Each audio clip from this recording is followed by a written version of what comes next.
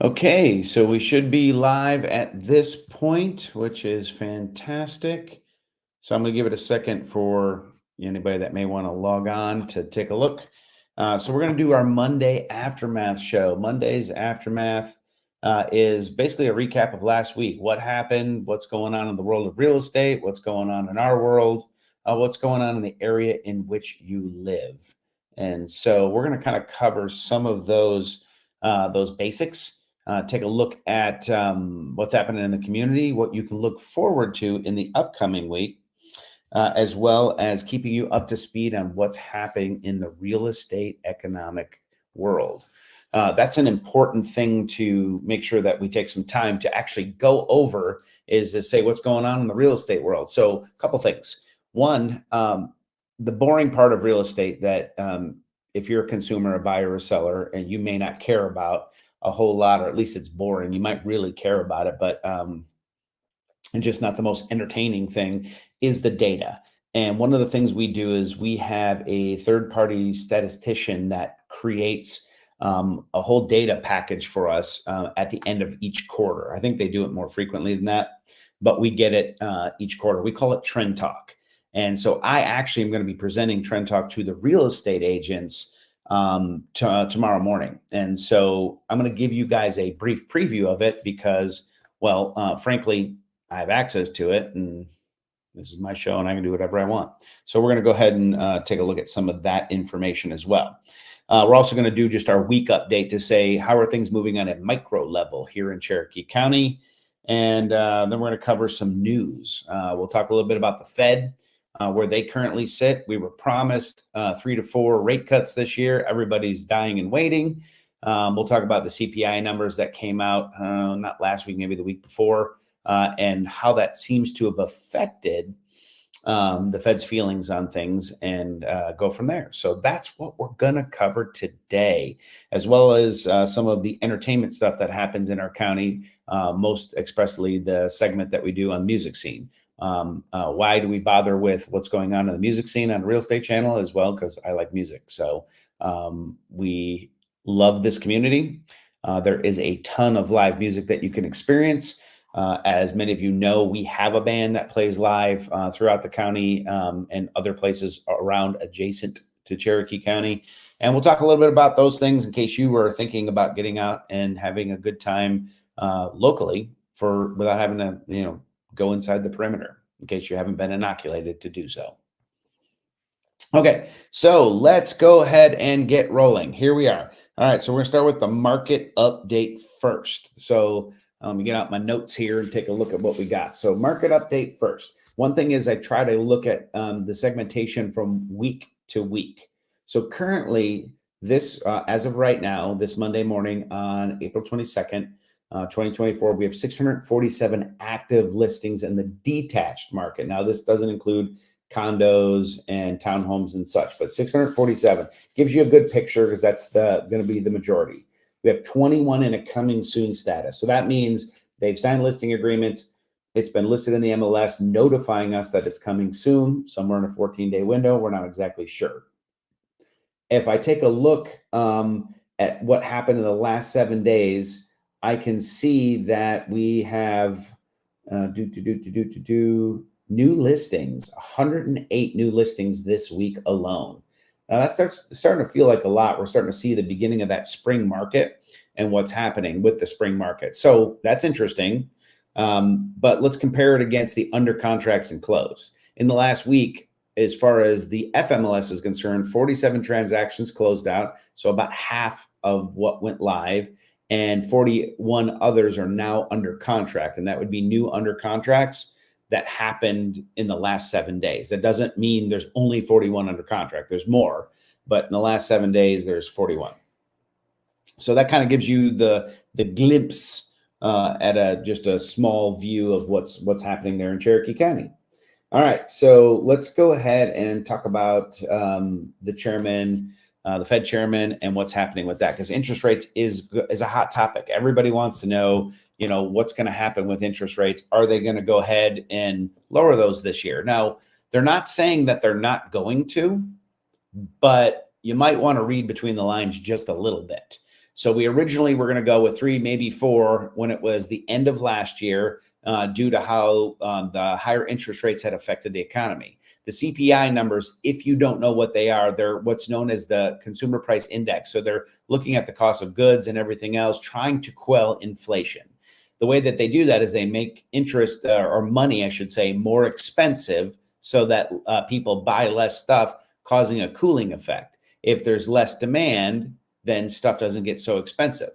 If you ever saw that small reel that was done about a California buyer who was going to buy a property here in Georgia, but they did it as an apple. Like, I have this apple for sale, and they go through this whole bit about bidding on an apple, which was kind of a funny play on like 2020, 2021, and maybe even to 22. At some point, I'll find that and we'll actually just kind of play it on the channel. But if you saw that, it's all about that, trying to make sure that if there are 50 buyers for one apple, then that apple gets way more expensive because somebody's going to outbid somebody else because there's only one apple to go amongst the people.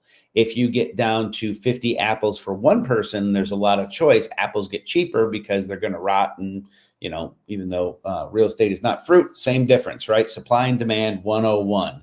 That's what we're going to, that's where the real numbers are at. So those CPI numbers came in a little hotter than what they expected.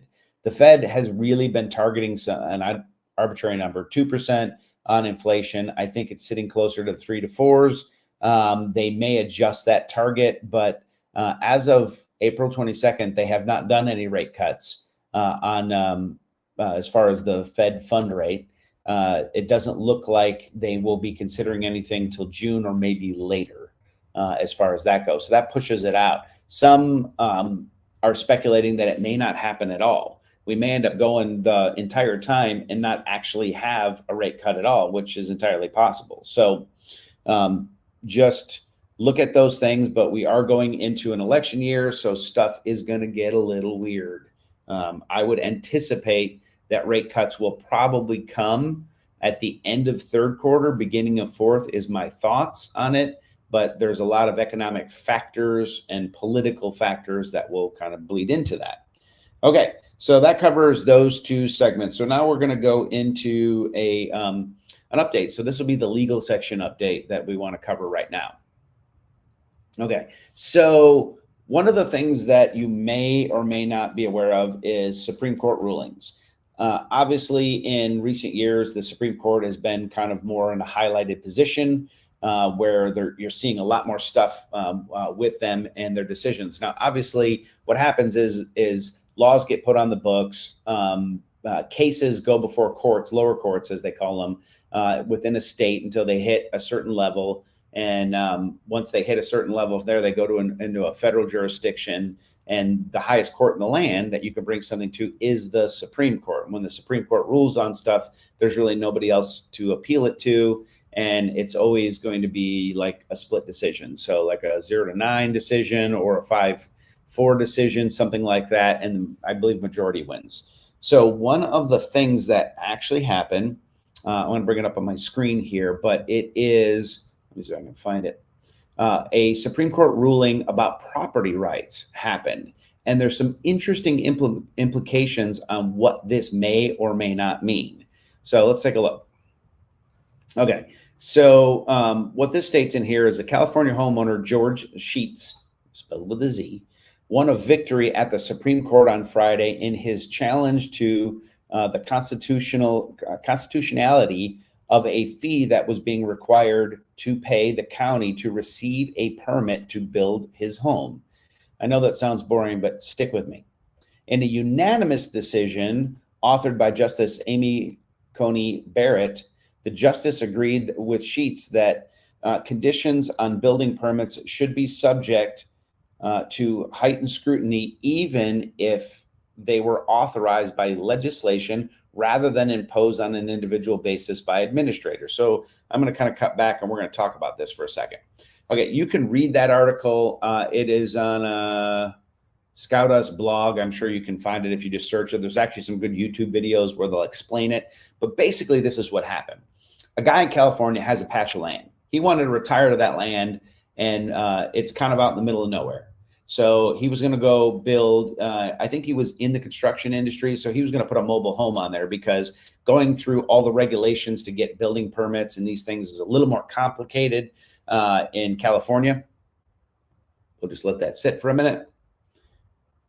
But manufactured homes or mobile homes, obviously, if they're available to be purchased in California, they've already gone through the government scrutiny to meet certain standards. So now all you're talking about is, if necessary, septic, well, depending on whether there's water and all that, and set up and putting it in place. So there's a lot less stuff to have to go through this. So this particular gentleman decided that's how he'd retire because he didn't want to go through as many hoops because he had spent many years in that industry doing that kind of stuff.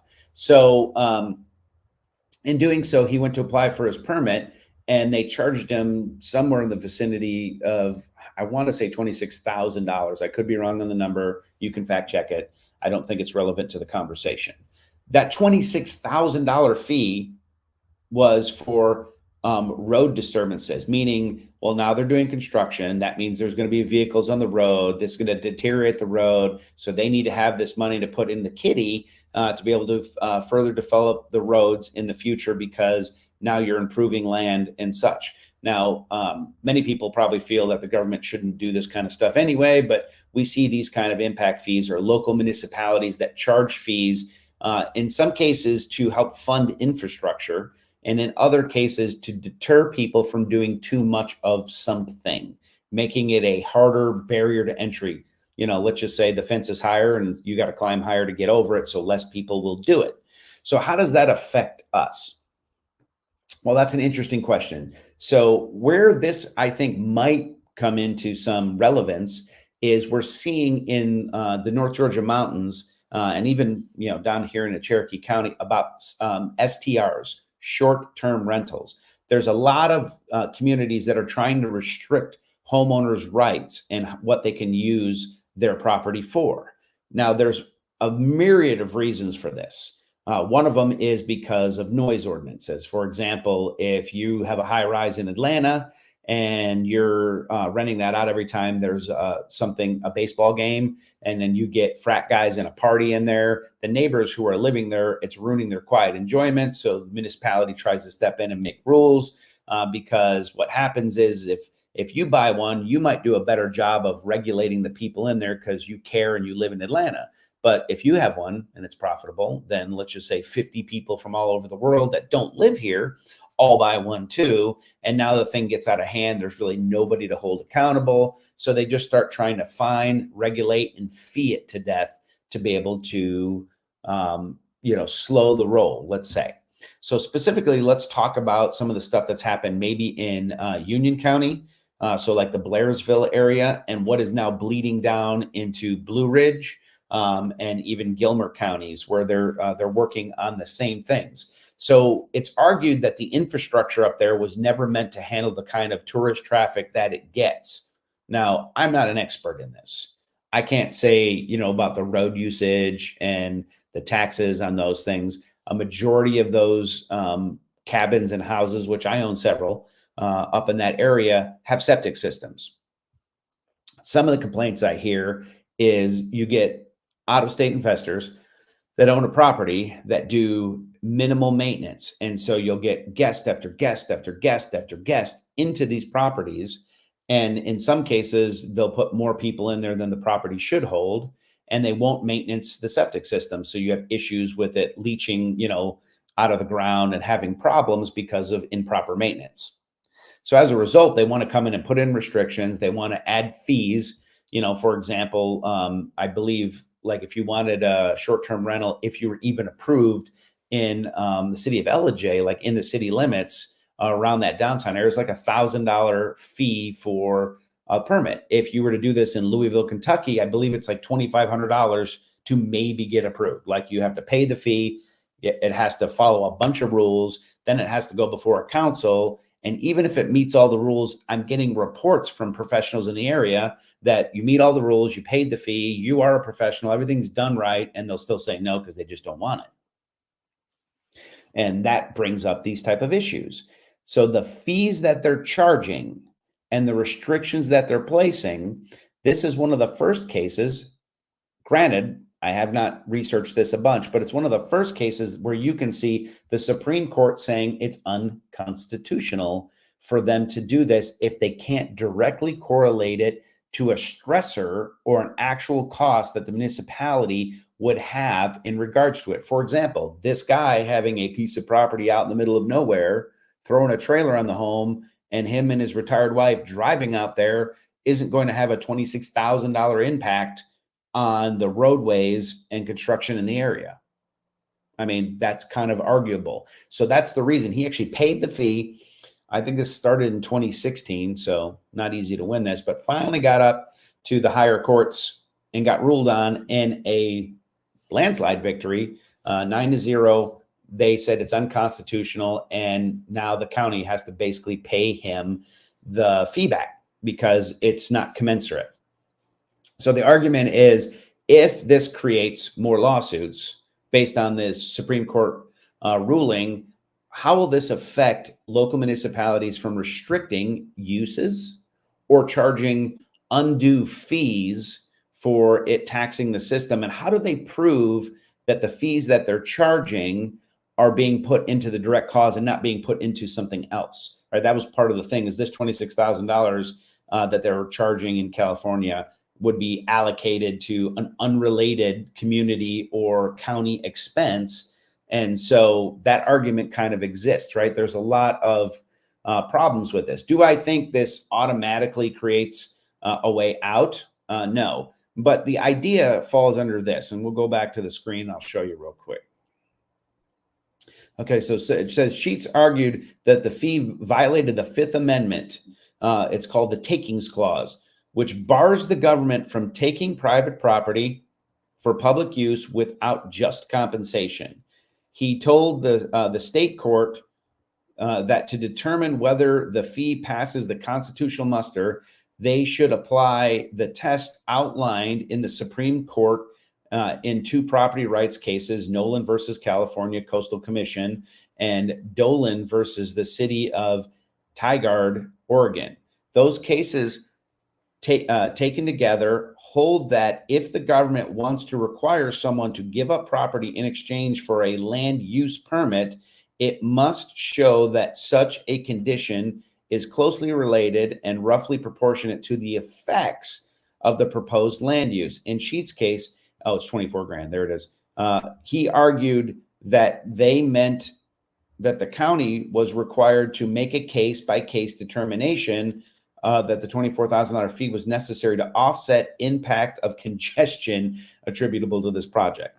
Now, if you're a legal expert, which I'm not, you're going to say, you know, them imposing restrictions has nothing to do with this because the constitutional right was about seizure, so fees.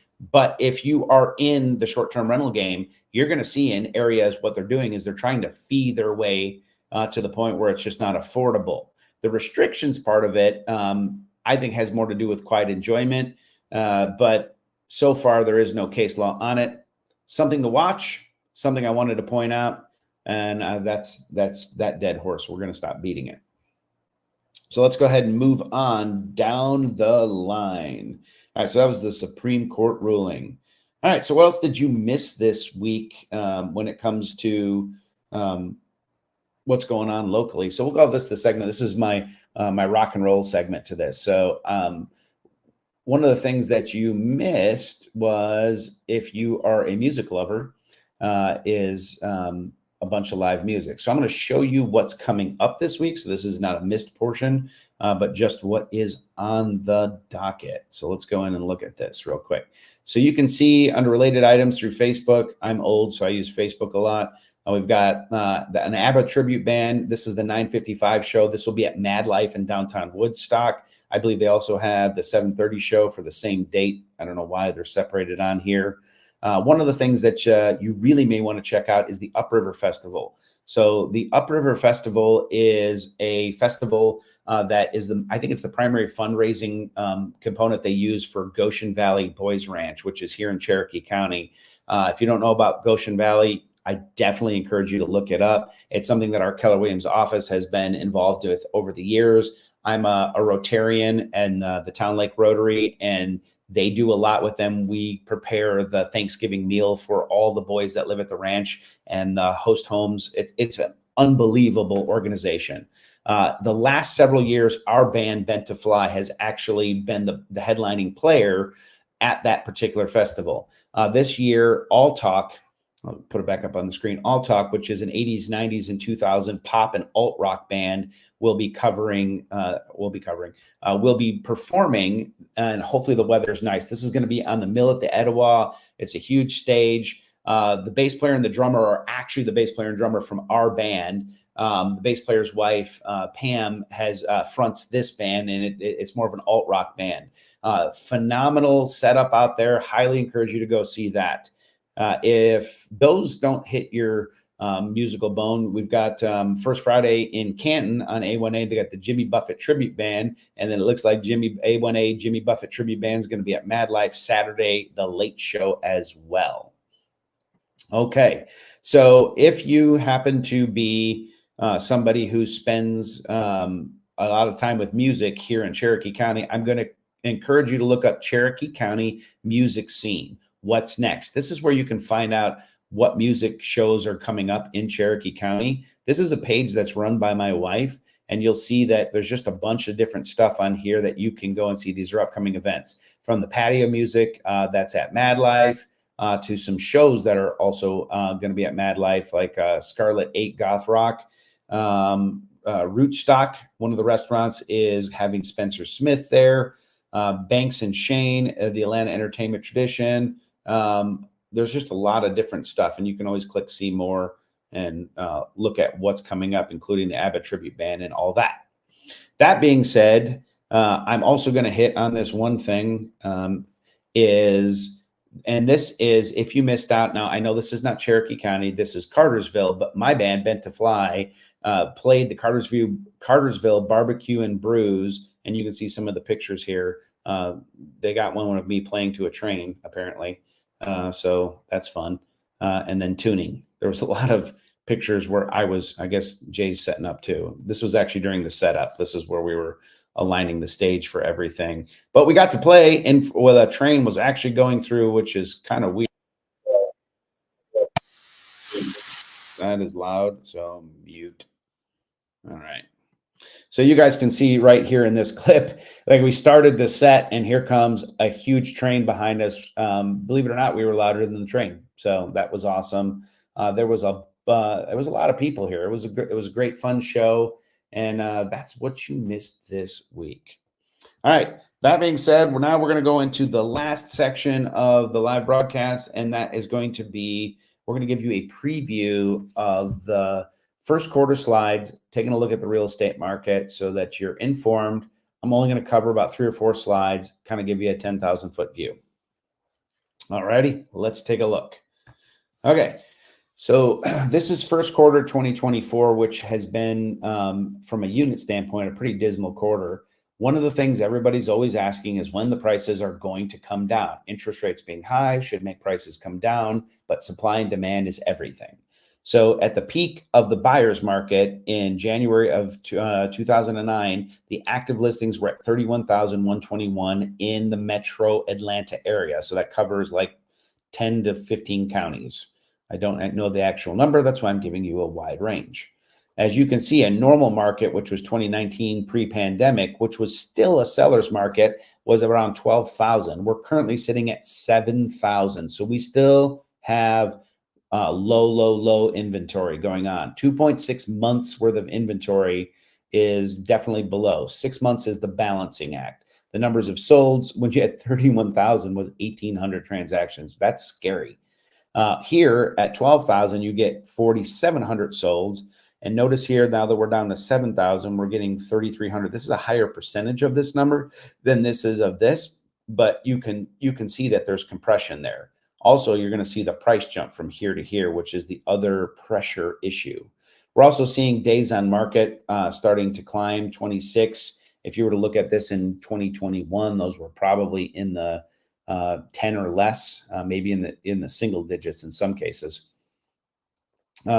So failed listing percentages are kind of holding, so 30% of everything that goes on the market doesn't sell. And that's likely because somebody was like, let me put this up. And like, well, what do you think I should ask? Well, it's probably worth 400. Well, can we ask for $1 million? Well, sure. You could if you wanted to, but nobody's going to pay it. Well, let's just try one of those. All right. So the median list to sales price is actually higher. So this tells you on the median stances, if people are asking $100,000, then they're on average of getting 97,200. Here it's 98. So we're actually there's less negotiation. Very interesting. Let me scroll through a couple of these. So the number of solds, this is broken down by price points. Under 200 grand, mostly because they don't exist. 200 to 300 grand, you can see we had 1,200 units first quarter of last year, 1,000. So we're getting less units going. Here we actually had a little bit of a spike from 300 to 500 and then 500 to 750. And that's because some of these, I think, fell into this bucket because of price increases. And then, you're just looking overall, it's less from first quarter to first quarter comparison. Here's the change in the number of solds. So this is based on percentages. So gives you a nice good look at 2020. It was like we were up 8. This is where life was normal. Here is when we went full swing and there was a drop in 18 because nobody knew what was going to happen. And then all of a sudden this climb was boom, boom. And, we got in the first quarter of 21. It was like this stall out and then just a slamming amount of units as we went into here. And then we started getting drop-offs based off of compared to these. And it kind of rolled down here. The number of units sold really dropped off. And here's where you can feel the compression happening was in third and fourth quarter of 22. And then is when we started hitting. And then the price where stuff was sitting longer, you really felt it around here. These were pretty strong. It was pretty strong this year. And this year, here is when it started to get softer overall. Here is the supply comparison. You want to know where the buyer's market is? Well, if you're in the market for $1.5 million or higher, that indicates that it's a buyer's market. So if you look at the previous period, it was 8.4 months worth of supply. Currently, it's at 9. Here's the balanced market. Here's the seller's market. This is the buyer's market. So you're way under on these. Now, million to 1.5 million's getting there. We're at 4. 6 is balanced, 7 is buyers, right? All the rest of this is still pretty compressed as you roll into that. Now, here's the last slide I'm going to share with you. Percentage of original list price to what they actually sold for. So this is where they started. So this doesn't include price reduction. So for example, if somebody starts at 1.5 million and then they lower to $1 million and they get full asking price at $1 million, this would reflect off the $1.5 million price point. So in other words, it would say that we were less than the original. It would not count it as 100%. So when you look here in these price points, there's more price reductions here. People are getting better deals here, but nowhere else. Everywhere else are the sellers getting more of their asking price. Here was 94, which means there was 6% negotiation down. Here it's 95. This was 96. Now it's 98. This was 97. Now it's 98.4. And you can see on we go. It's basically up. And so that's kind of what I want to tell you is the way it's currently trending with interest rates sitting markedly at 7.25 to 7.5% on the high end and in the high 6s on the low end. You're basically still seeing people getting closer to their asking price, lower inventory, appreciation is still climbing, probably more than it should. I don't know. But that's the overall look at everything. So when it comes down to it, it looks like we're going to have fewer units, less transactions, but prices will likely hold through 2024, or at least that's what first quarter is indicating. The bulk of transactions will happen in second and third quarter. And so let's see what's going on as we continue to watch the market. Like I said, we had 108 new listings this week put on in Cherokee County. So I hope this information has been helpful to you. I appreciate you guys very much, and we will talk to you soon.